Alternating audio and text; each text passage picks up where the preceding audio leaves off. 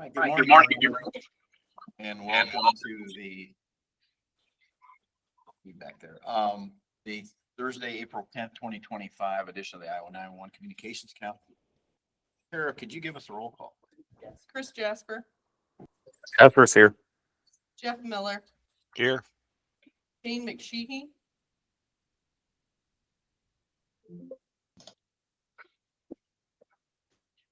Mike Bryant, Mike Bryant's here. Eric Dobb, or Tom Berger. Tom Berger's here. Thank you. Lynn Tazioli, Lynn is here. Josh Duden. Here. Rob Dennert, Here. Adam Well. Here. All right, thank you. I entertain a motion to approve today's agenda. Jasper will motion. Jasper second. All right, I have a second. Any discussion? All those in favor, signal by saying aye. Aye. Aye. Aye. Again, same sign. All right, and could I get a motion to approve the March 13th, 2025 minutes? Miller will make that motion. Okay, thank you. I have a second. Jasper will second. All right, any discussion? All those in favor, signal by saying aye. Aye. Aye. And same sign. Motion carries. Blake, do you have a report for us? Slides pulled up. Right, just a quick legislative update. The new bill that we talked about for the first time last month, House File 951, that was going to appropriate $2 million in grant funding for Clay County. Did pass subcommittee a couple weeks ago, but no additional action has been taken on that. I haven't heard. Doesn't seem to have much legs, but it's still around and alive because it's an appropriate bill. I do know there are still discussions going on within House leadership and the governor's office about 911 funding. Of course, our bill in the initial state that it was introduced is dead. I'm not sure what future of that is. I'm not been privy to those conversations, but I know there's conversations going on. Moving on to a couple technical updates. Over the number of years, we've kind of talked various language translation services, many of which use DTMF tones to access your account.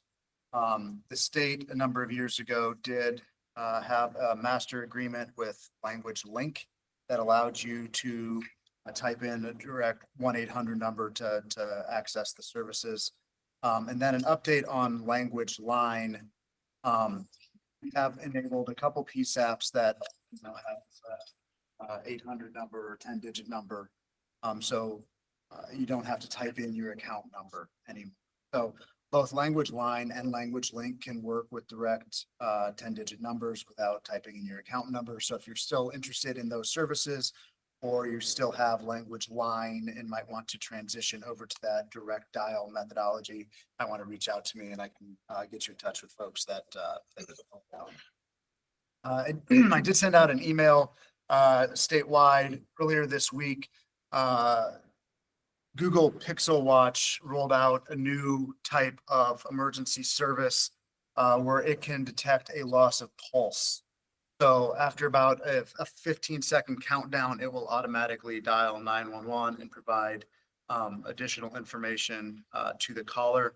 I did not see if that's officially live yet, but it's not like we have anything to quote turn up when that happens. So when they enable the service or when there's a software upgrade that enables that service, you may see some of those calls. It's not much different really in my mind from both Apple Watch and Google Watch that have fall detection technology. So just be aware that that's out there and you might start seeing calls.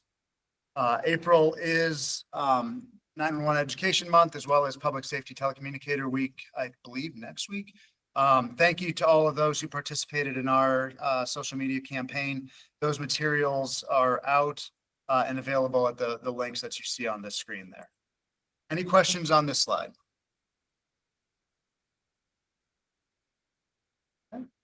Continuing on, just an update on annual forms. First, the expenditure collection form.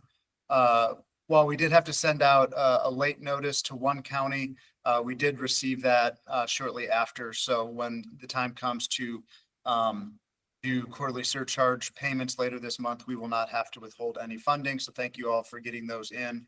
And we won't have to, again, withhold any surcharge from anyone, which is always good. One service board membership form is still outstanding. You can see that one listed there on the screen. As far as GIS grants, for the month of March, all counties met the benchmarks. So those quarterly payments went out last week. So you should be seeing those here any day if you haven't already received those. And you can see for the quarter, there's just one county who did not meet the benchmark one particular month.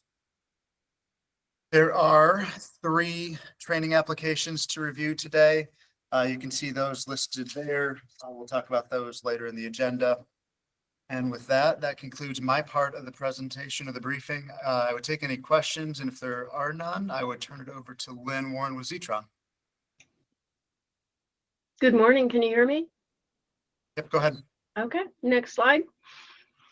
We're working on 3 large PSAPs right now: Des Moines PD, Polk County, and Dallas County. Deployments are all over underway for the next few months. Next slide. That's what the map looks like with the 3 outstanding PSAPs. Next slide. Just a reminder about the online training portal. It is available to all PSAPs, not just shared services. And we have our updated users below. We have a total of 50 PSAPs signed up, and 4,762 courses have been completed so far. Next slide. We sent out our newsletter last week in honor of Telecommunicators Week. If you'd like to get a copy, let me know. If you want to nominate anyone for recognition in an upcoming newsletter, you can email me as well as lynn.warren@zetron.com. And I think that's it for me, unless there's any questions. Thank you. I have one last call for questions for me. Otherwise, I'll turn it back over to you, Mr. Chairman. Okay, thank you. All right, we'll go to the training fund requests. One from Polk County for Westcom, NENA 911 customer service skills preventing telecommunicator tunnel vision. That's in the amount of $7,920.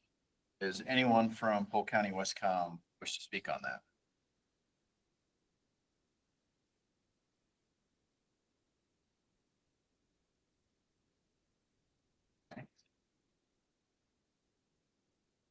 I think it's actually 2 courses, 2 days worth of NENA courses. Okay. I think they're offering that free to everybody that attends, which usually if you take a NENA course, $179. Let me ask this, is there going to be any conflicts if we group these 3 together between Polk County, Whatcom, and Polk County? I'll need to recuse myself on the Westcom one. I will as well for the Westcom ones. All right, we'll handle them separately. Does anybody have any questions that maybe someone here can answer as far as the Polk County Westcom request? Okay, hearing none, do I have a motion to approve? I'll make that motion. Okay, we have a motion to approve. Do I have a second? Miller will second. Any discussion? All those in favor, signify by saying aye. Aye. Aye. Against, same sign. Motion carries. Okay, LECOM, APCO Customer Service and Today Safety Communications in the amount of $5,040. Is there anyone from LECOM who wishes to speak on this? Yes, Amber Roberts. I know we've tried getting a couple of trainings in our facility for March and April. We didn't have enough registrants to do that, so we thought this route might help bring in more. It would open it up to 20 seats, and that would cover for those registrations. they're actually going to change it. She would change it to a contract versus how it's set up in there now. We were waiting for approval today, and then I was going to move forward with her to get that arranged. Does anybody have any questions? Okay, hearing none, do I have a motion to approve?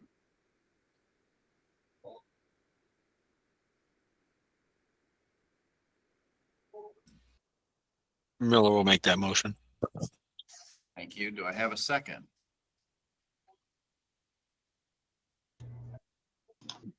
Welcome second. Thank you. Any discussion? Okay, all those in favor signal by saying aye. Aye. Aye. Against, same sign. The motion carries. Okay, and then we have another one from Fayette County, various training topics in the amount of $225. Is there anyone from Fayette County that can speak on that? Brenda Wright, I'm here. If there's any questions, Sarah just asked that we give them this amount for they're all a volunteer service. So we have, I think 4 or 5 different presenters on this day, but we're only asking for this one presenter. Okay, does anybody have any questions? Hearing none, do I have a motion to approve? The motion. Do I have a second? Second. Okay, any discussion? All those in favor signal by saying aye. Aye. And same sign. Motion carries. Okay. Moving on. Do we have any technical advisories? Hearing none, could we get an update? Iowa statewide interoperable communication systems. Nicole. Thank you very much, Chair. I just have a short report today. Our trainings coming up are the Communications Technician course. That'll be held June 2nd through 6th in Cedar Rapids. That's a state-sponsored course, so our own Iowa instructors will be teaching that. Thankfully, we have some of those because the contracts through the federal government have been canceled at this time. We currently have 6, I believe, students signed up, so there is room for some more people. If you're interested, please register soon for those courses. And then the only other couple things I have is to let you know that our cash radios were deployed last week down in Southwest Iowa for 4-county DNR burn. With severe weather season coming up, just know that the route to request resources that ISIX in the state has is through our website. And then we've been talking recently, I know Zetron has that training portal, and I've heard them say that you can upload through your agency your own courses, and ISIX does have a status board course, a radio training course. If anyone wants the packages from us to upload those at your own agency so that you can track your people, you're more than welcome to have those. I would give those to you so that you can track.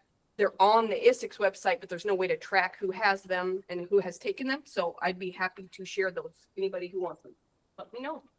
I don't know how it works, but Let's chat about that. That's a good idea. yeah, that's great. Absolutely.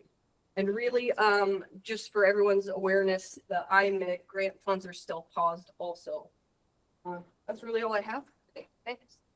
Okay, any questions? All right, thank you. All right, moving on, can we get an update from the U.S. Department of Homeland Security, Cybersecurity? I'm sorry, the line there. Mr. Myers. Yes, thank you, Mr. Chair, and good morning, 911 Council. Appreciate the time as always. Bit of an interesting report to give today.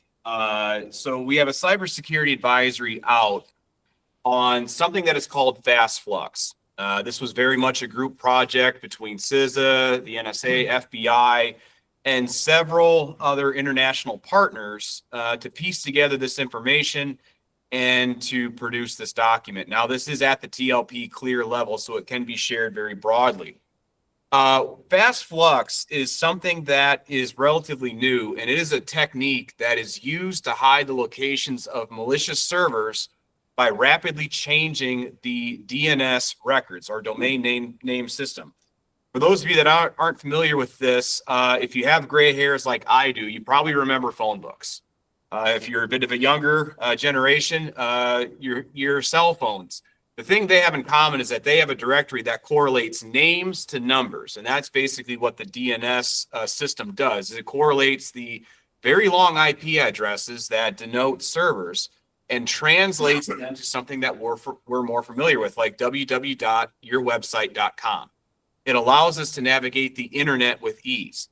Now, by changing the DNS structure, this is a national security threat.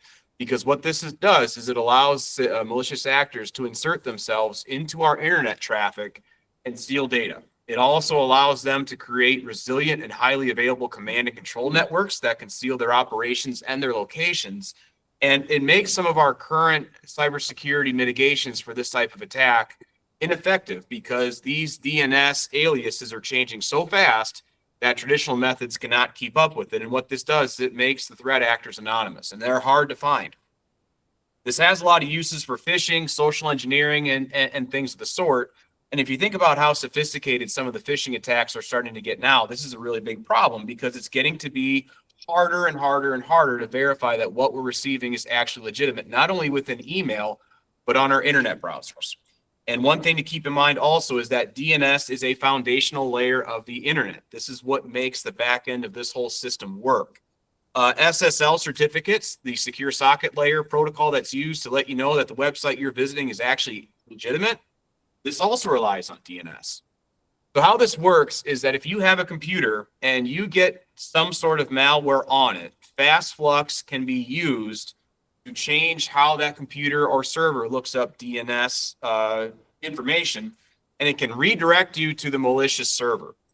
Step two is that when you try to do something and exchange data, that malicious server says, hey, you're here now, but it's actually me, and I'm stealing your information. Over courses of time and calls and collections, that malicious actor can insert him or herself in between where you're looking to go and where you are on the long term, and really get a lot of information from you and your network. The key thing here is that a lot of these things live on the back end of some of the services we use. It doesn't necessarily have to be a website lookup. It could be something that's automated in a program that you're using to share information with another partner. So this is a really big deal. The good news is that this cybersecurity advisory does give some mitigation strategies to handle this rapid DNS changing. On the next slide, you can work really closely with your service providers to kind of figure out how they want to use their DNS structure, and also a service called Protective DNS. Protective DNS is an extra layer of verification to verify that the server you're going to is actually what it says it is. And this is a good way to prevent someone from trying to steal your information. DNS and IP blocking can help, but sinkholing is a really good strategy because this will basically recognize that, hey, you may be going to a malicious address, and we're going to stop that, and we're going to throw that address in basically this black hole so it can't affect you anymore. You can also use something called reputational filtering, which basically looks at past behavior and uses heuristics to figure out if where you're going is actually legitimate based on the redirects. You can also do enhanced monitoring and logging. Again, I cannot stress the need for having good, solid logs that are reviewed regularly so you know what normal looks like. And then also collaborative defense and information sharing.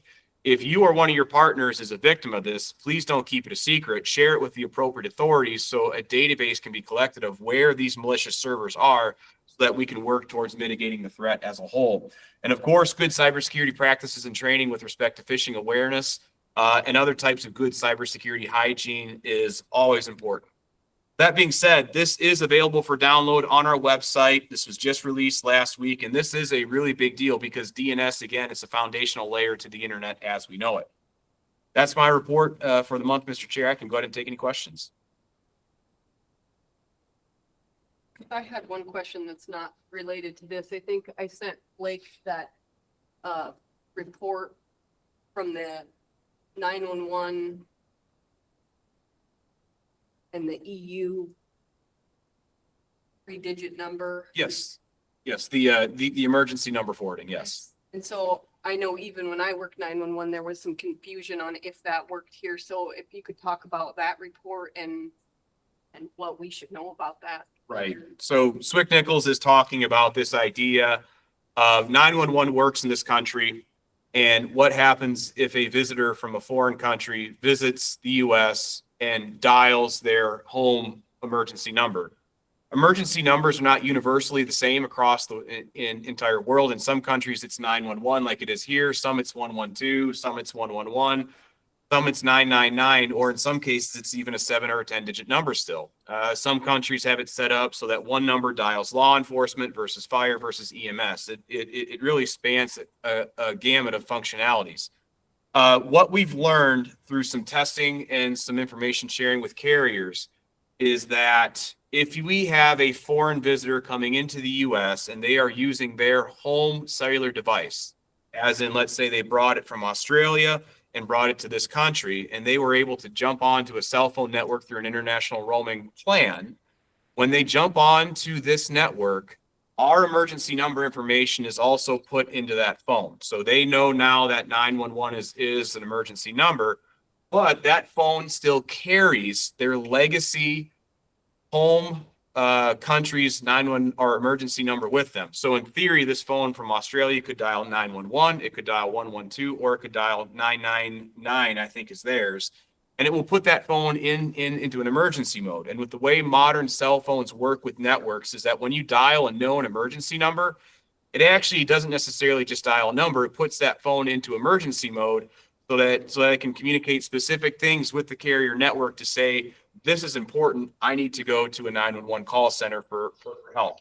So the good news is that as someone brings in a device that was previously tied into a foreign cellular network, once they log onto a network here, that phone will become aware of what our emergency numbers are, and it will retain what it took from its home systems. Does that answer the question? And does all that make sense? Oh, yeah. Okay, any other questions? All right, thank you. All right, on what was discussed earlier, do we have any other legislative issues? Us. Do we have any information sharing by council members?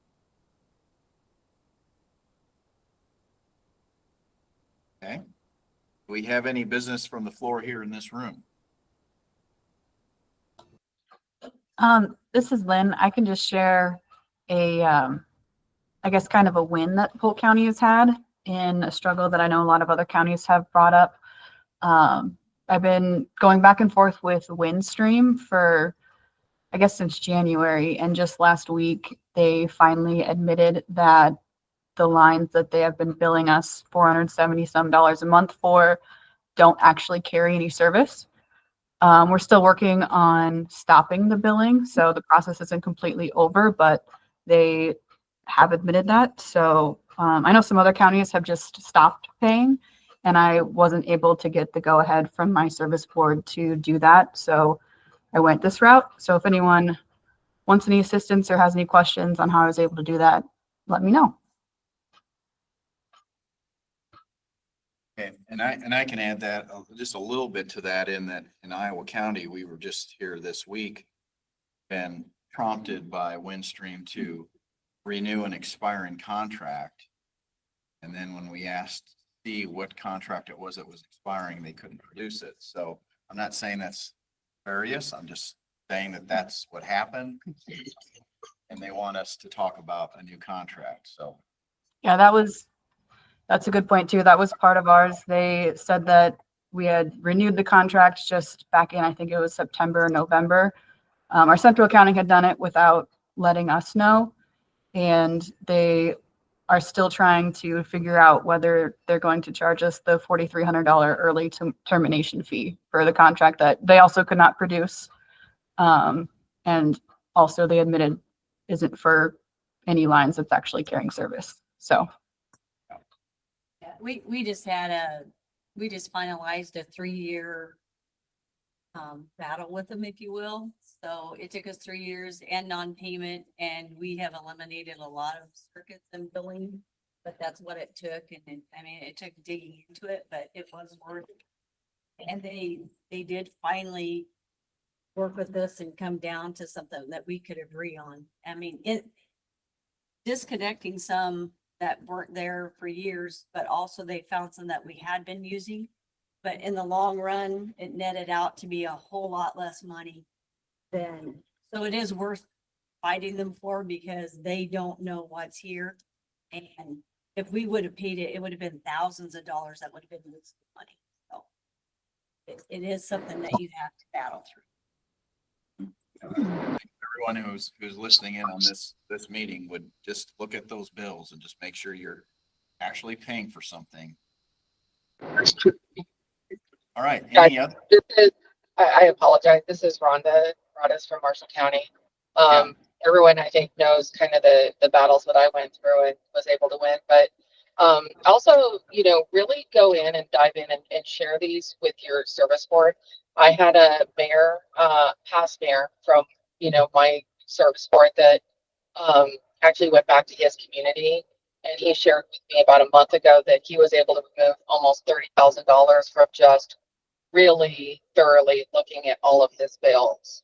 So, it's important because they have to, there's an onus on them. They have to identify what they are charging us for and what service we are receiving. So. Absolutely. Thank you. Any other business from the floor? Okay, hearing no more, I would entertain a motion to adjourn.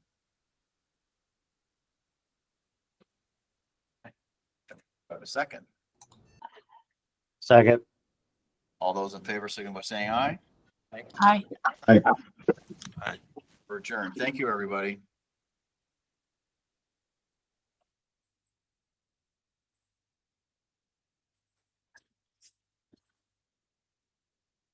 I will say with the OneStream, once you get them stopped, do ask for a credit.